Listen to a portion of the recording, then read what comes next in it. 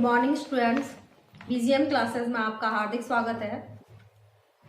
हम पढ़ रहे थे मौर्य साम्राज्य के बारे में, जिसके अंतर्गत हमने मौर्य साम्राज्य के संस्थापक के रूप में चंद्रगुप्त मौर्य के बारे में पढ़ा। उसके बाद में बिंदुसार के बारे में पढ़ा। फिर उसके बाद हमने जाना सम्राट अशोक के बारे में।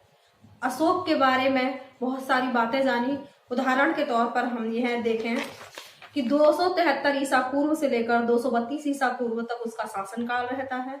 4 वर्ष के लिए सत्ता का संघर्ष करता है, उसके बाद में सत्तारूढ़ होता है।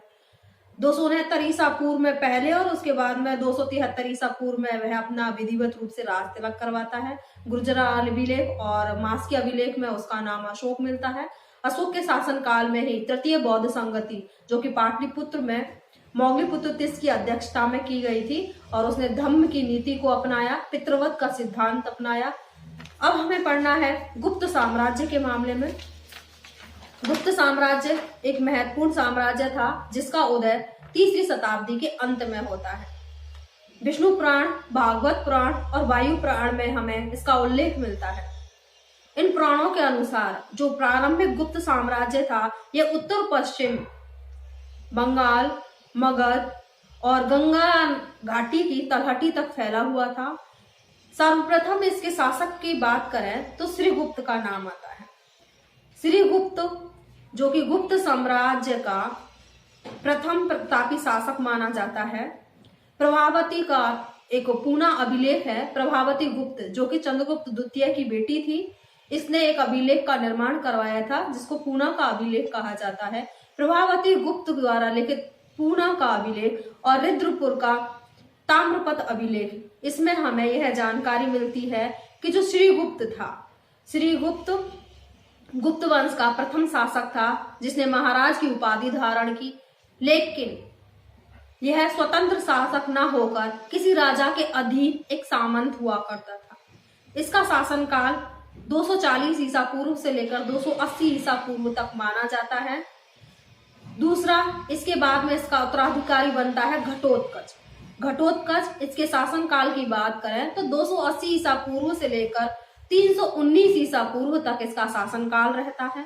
प्रभावती गुप्त का पूना अभिलेख और रुद्रपुर का ताम्रपत्र अभिलेख यह दर्शाता है, यह जानकारी देता है कि यही प्रथम शासक था जो स्वतंत्र रूप से गुप्त साम्राज्य की नींव रखता है।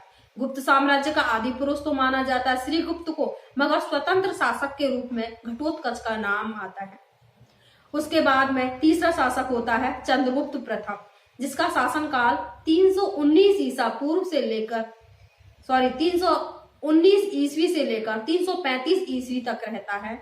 यह प्रतापी राजा था तथा लिच्छवी के राजा की कन्या थी कुमार देवी।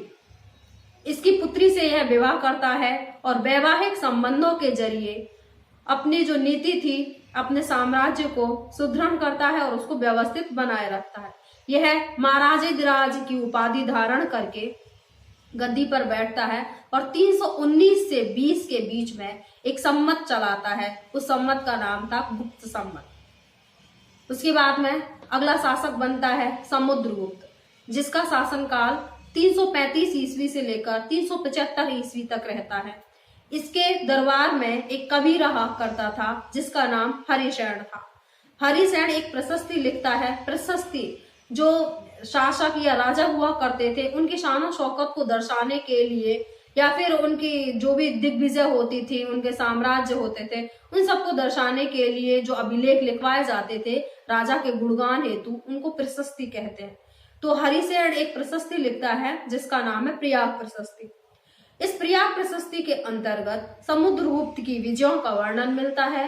विजयों की घोषणा हेतु इसने अश्वमेध यज्ञ का निर्माण करवाया था तथा समुद्रगुप्त के शासनकाल के दौरान जो भी सिक्के थे, उन सिक्कों पर इसने अश्वमेध पराक्रम लिखवाया था। समुद्रगुप्त एक प्रतापी शासक था ही, इसके साथ साथ उसने अपने साम्राज्य के विस्तार हेतु दिग्विजय की नीति अपनाई। प्रयाग स्तंभ अभिलेख, जो कि इलाहाबाद में स्थित है, और इलाहाबाद वर्तमान में उत्तर प्रदेश में गुप्त काल की महत्वपूर्ण ऐतिहासिक स्रोत के रूप में जाना जाता है। जिसमें समुद्रगुप्त के राज्याभिषेक, उसकी दिग्विजय और उसके व्यक्तित्व पर इस अभिलेख के द्वारा विशद प्रकाश डाला गया है। कई अधिकारियों के पद, उनके नामों का भी उल्लेख तथा गुप्तकालीन शासन व्यवस्था की जानकारी हमें इस अभिलेख से मिलती है। अलंकारिक संस्कृत भाषा, ब्राह्मी लिपि और चंपू शैली में लिखा हुआ है यह अभिलेख। प्रयाग प्रशस्ति में समुद्रगुप्त को कविराज कहा गया है। गायन व संगीत में दक्ष होने के कारण इसको गुरु तुम्बुरु और नारद को लज्जित करने वाला बताया है। लाखों गायों का दानी बताया गया है। ऐरण अभिलेख में इसके पराक्रम, इसकी विजय का वर्णन किया गया है। अश्वमेध प्रकार के तथा वीणा बजाते हुए इसने सिक्के चलवाए थे। समुद्रगुप्त के विद्वान, संगीतज्ञ, गायन दानी, धर्मनिष्ठ, पराक्रमी, विनयशील और विजयाकांक्षी आदि व्यक्तित्व गुणों का पता हमें चलता है। श्रीलंका का राजा हुआ करता था मेघवर्मन। मेघवर्मन ने समुद्रगुप्त के यहाँ आकर उसके लिए कुछ उपहार भेजे तथा समुद्रगुप्त से गया में एक बौद्ध मंदिर बनाने की अनुमति मांगी, जो अनुमति समुद्रगुप्त ने प्रदान की थी। समुद्रगुप्त का जो शासन का विस्तार था, यह साम्राज्य विस्तार था, यह कश्मीर, पश्चिमी पंजाब, पश्चिमी राजपूताना, सिंध और गुजरात के अतिरिक्त शेष सारा भाग इसमें शामिल था। समुद्रगुप्त ने भारत के एक नए युग की स्थापना की। वह अखिल भारतीय साम्राज्य के आदर्श के रूप में प्रेरित है। संपूर्ण भारतवर्ष को यह राजनीतिक एकता के सूत्र में बांधना चाहता था। समुद्रगुप्त की विजयों की बात करें तो समुद्रगुप्त एक महान सेनापति था, एक अच्छा शासक था, कूटनीतिज्ञ, बहुआयामी, प्रतिभा से युक्त, यथार्थवादी व्यक्तित्व का था। उसके दरबार में कई कवि तथा महासंधि विग्रहक हरिसेन ने प्रयाग प्रशस्ति की रचना की। इसने आश्रय दिया था। समुद्रगुप्त के पराक्रम और दिग्विजय का वर्णन हरिसेन के द्वारा बखूबी किया गया। समुद्रगुप्त ने सर्वप्रथम आर्यावर्त अर्थात गंगा यमुना के दोआब पर सैनिक अभियान भेजे, जो कि 2 चरणों में पूरे होते हैं। 9 राजा, जो कि रुद्रदेव है, मतिल है, नागदत्त है, चंद्रवर्मन है, गणपति है, नागसेन, अच्युत, नंदी और बलवर्मा को इन्होंने पराजित किया, जिन्हें राजप्रभासोद्धरण की नीति के तहत अपने साम्राज्य में मिला लिया। जो उत्तर के क्षेत्र थे उनको राजप्रभासोद्धरण की नीति के अकॉर्डिंग मिलाया था तथा जो दक्षिण के शासक थे उनको ग्रहण मोक्षानुग्रह नीति के अकॉर्डिंग अपने शासन में मिलाया था। समुद्रगुप्त ने जो दक्षिण के 12 राजा थे, जैसे कि कौशल, महाकांतर, कोरल, कोट्टूर, तिष्टपुर, एरनपल्ली, कांची, अवमुक्त, बैगी, पल्लक, देवराष्ट्र, कुरथलपुर आदि को पराजित किया और ग्रहण मोक्षानुग्रह नीति के अकॉर्डिंग इनको अपने शासन में मिला लिया। ग्रहण, मोक्ष और अनुग्रह। ग्रहण का अर्थ होता है शत्रु पर अधिकार करना, मोक्ष का अर्थ होता है शत्रु को मुक्त कर देना तथा अनुग्रह का अर्थ होता है राज्य को लौटा देना। इसके तहत इसने इनको मुक्त कर दिया और वह यह भी जानता था कि जो भी दूरस्थ भाग है यहाँ पर प्रत्यक्ष रूप से शासन करना तो संभव है नहीं तो अगर शासन किया भी जा सके तो बहुत मुश्किल है। अतः उसने ग्रहण मोक्षानुग्रह की नीति को अपनाया और उसका अवलंबन किया। समुद्रगुप्त ने मध्य भारत के जो आटविक थे इनको भी परास्त किया, उन्हें अपना भृत्य अर्थात सेवक बना लिया। सीमांत प्रदेशों के जो राजतंत्रात्मक और गणतंत्रात्मक राज्य थे वो भयभीत होकर इनकी अधीनता स्वीकार कर लेते हैं, जिनमें उत्तर पूर्व भारत के समतट, डबाक, कामरूप, नेपाल, करतरपुर और पश्चिमी भारत के जो गणतंत्र राजा थे आभीर, अर्जुनायन, मालव, योद्धे, मद्रक, प्रार्जुन, संकानिक, काक और खरपरे, ये सब समुद्रगुप्त से भयभीत होकर उसकी अधीनता स्वीकार कर लेते। इसके साथ भी सर्वदानाज्ञाकरण प्राणायाम की नीति का भी इसने अनुसरण किया। देवपुत्र, शाही शानाहू-शाही, शकमुद्रुंद्र और सिंघल आदि विदेशी जो शासक थे इनको भी समुद्रगुप्त ने अपने अधीन कर लिया था। इस प्रकार समुद्रगुप्त ने भारत के बहुत बड़े भाग को अपने अधीन कर राजनीतिक एकता के सूत्र में बांधने का प्रयत्न किया। इसके बाद में एक शासक होता है चंद्रगुप्त द्वितीय। चंद्रगुप्त द्वितीय जिसके शासनकाल की बात करें तो 375 ईस्वी से लेकर में 414 ईस्वी तक इसका शासनकाल रहता है। समुद्रगुप्त राजाओं में समुद्रगुप्त का ये पुत्र था चंद्रगुप्त द्वितीय सर्वाधिक शौर्य, वीरोचित और गुणों से संपन्न था। चंद्रगुप्त ने अपनी पुत्री प्रभावती का विवाह वाकाटक नरेश रुद्रसेन द्वितीय के साथ में किया।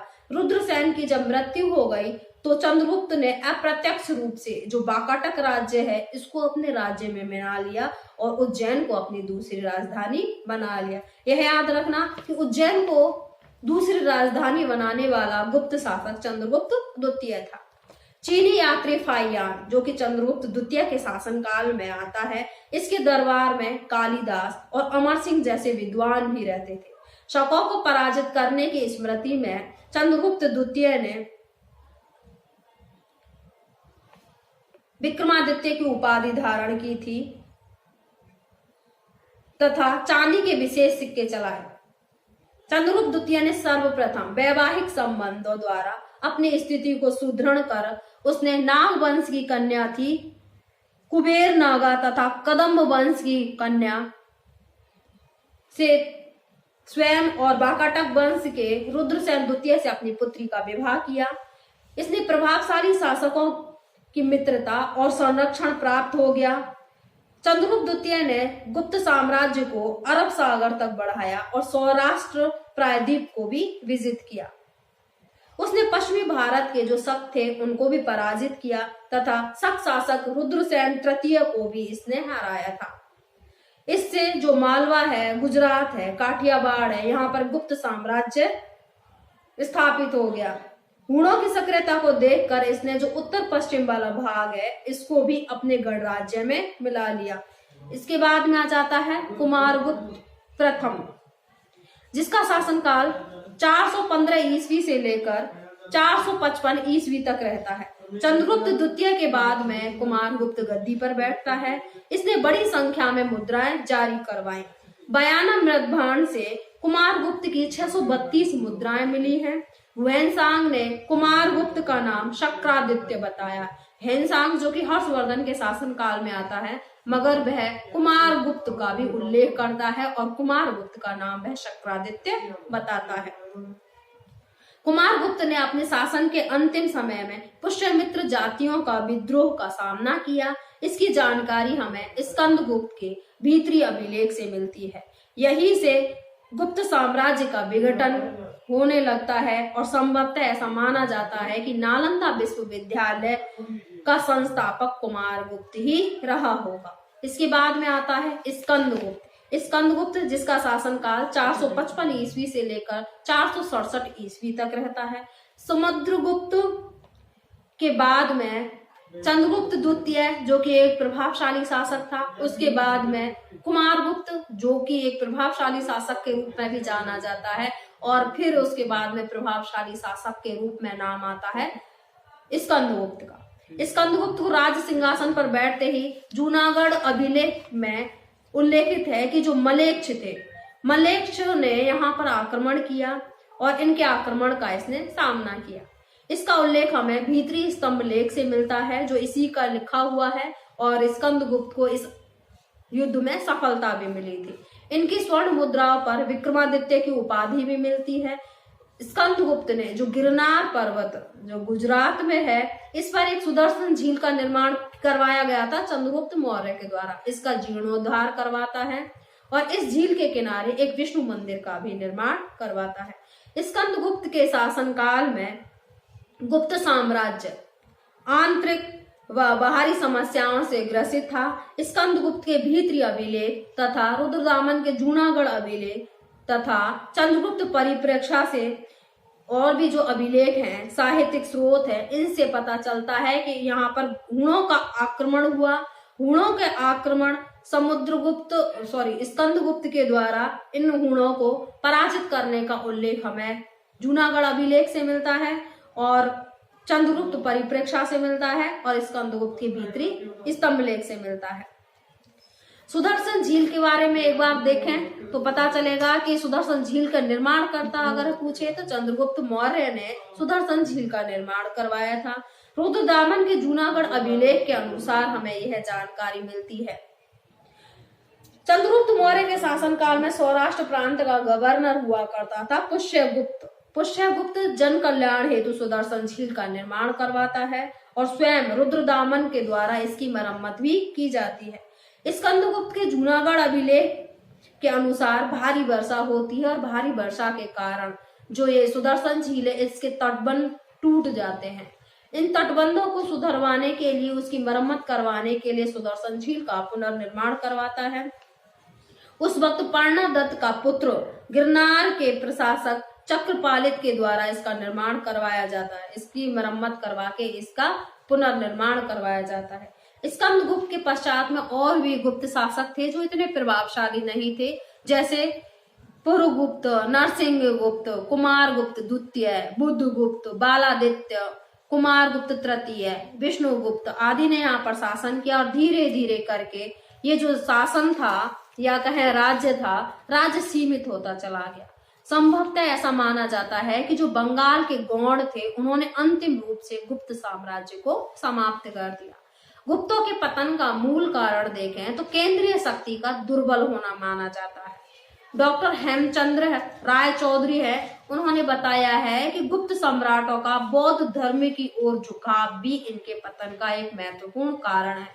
गुप्त सम्राटों ने सैनिक शक्ति और शांतिपूर्ण विदेश नीति का पालन नहीं किया, जिसके कारण विदेशी शत्रुओं ने, शक्तिशाली सामंतों ने और उनके जो अधीन शासक थे उन्होंने लाभ उठाकर इनके साम्राज्य का पतन कर दिया।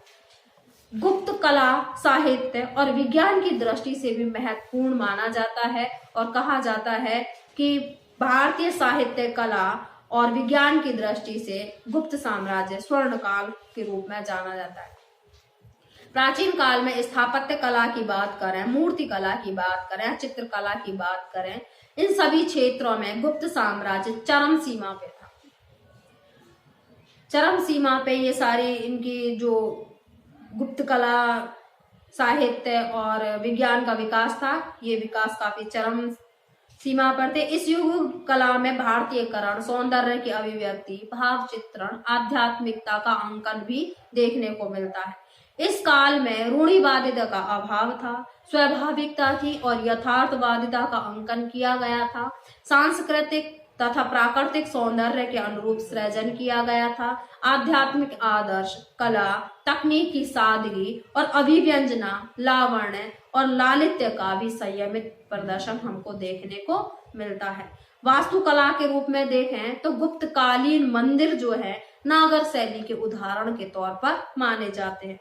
इनमें आधार पीठिका हुआ करती थी, गर्भगृह हुआ करता था, सभा मंडप हुआ करता था, शिखर, अंतराल, प्रदक्षिणा पथ तथा द्वार पर गंगा और यमुना की मूर्तियां इनकी सामान्य विशेषता थी, जिससे हमें पता चलता है कि ये जो मंदिर है वो गुप्तकालीन शैली से निर्मित है।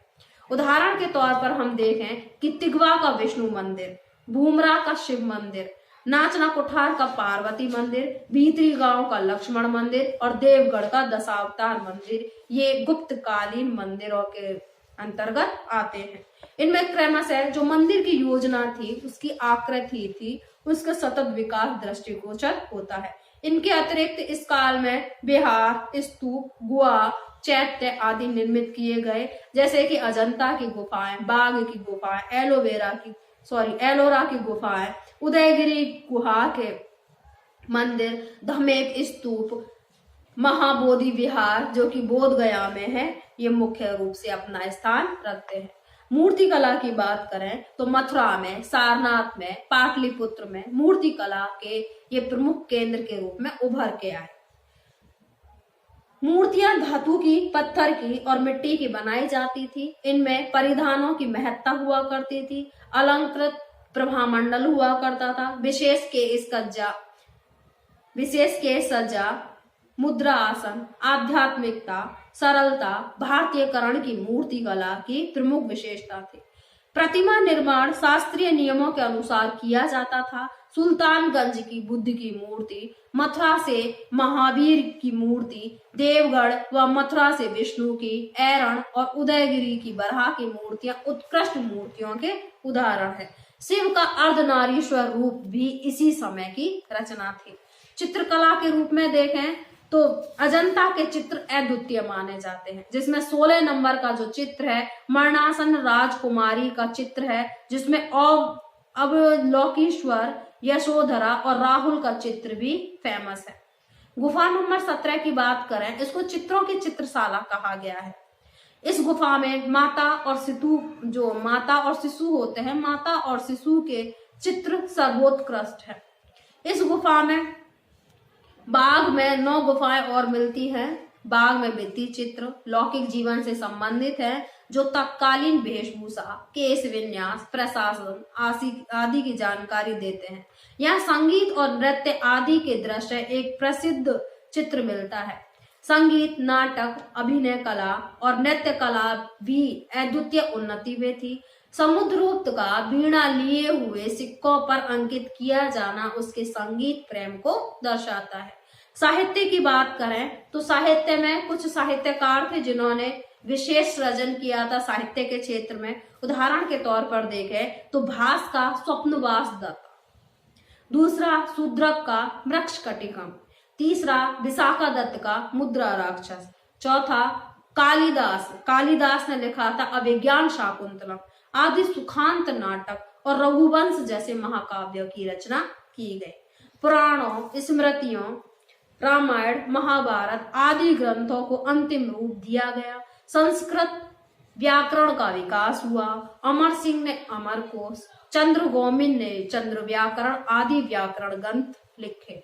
विष्णु शर्मा ने पंचतंत्र नामक जैसे नीति ग्रंथ, ईश्वर कृष्ण ने सांख्य कारिका एवं दिग्नाग ने प्रमाण सामुच्चय आदि दार्शनिक ग्रंथों की रचना की। बागपति राज ने गोहड़वो, प्रवरसेन का सेतुबंध आदि प्राकृतिक रचनाओं का रचना काल भी यही था। इस युग में लौकिक साहित्य का बाहुल्य देखने को मिलता है। गुप्त काल में हिंदू विधियों का भी काफी संकलन हुआ। मनुस्मृति के आधार पर नारद, बृहस्पति, कात्यायन, याज्ञवल्क्य आदि स्मृतियों के कानून का संकलन भी हुआ। इनमें याज्ञवल्क्य व्यावहारिक दृष्टि से उपयोगी है। इसमें धर्म, वर्ण, आश्रम, समाज, प्रायश्चित, राज्य शास्त्र आदि पक्षों का उल्लेख देखने को मिलता है। नालंदा विश्वविद्यालय संभवतः ऐसा माना जाता है कि कुमारगुप्त के द्वारा नालंदा विश्वविद्यालय की स्थापना की गई थी। इसकी ख्याति काफी थी। नालंदा भारत का प्रमुख शिक्षा का केंद्र था। संभवतः गुप्त सम्राट कुमारगुप्त के द्वारा इसका निर्माण करवाया गया। इसकी ख्याति पराकाष्ठा पर थी। देश विदेश से छात्र यहाँ शिक्षा लेने के लिए आते थे और इनका प्रवेश परीक्षा के आधार पर किया जाता था।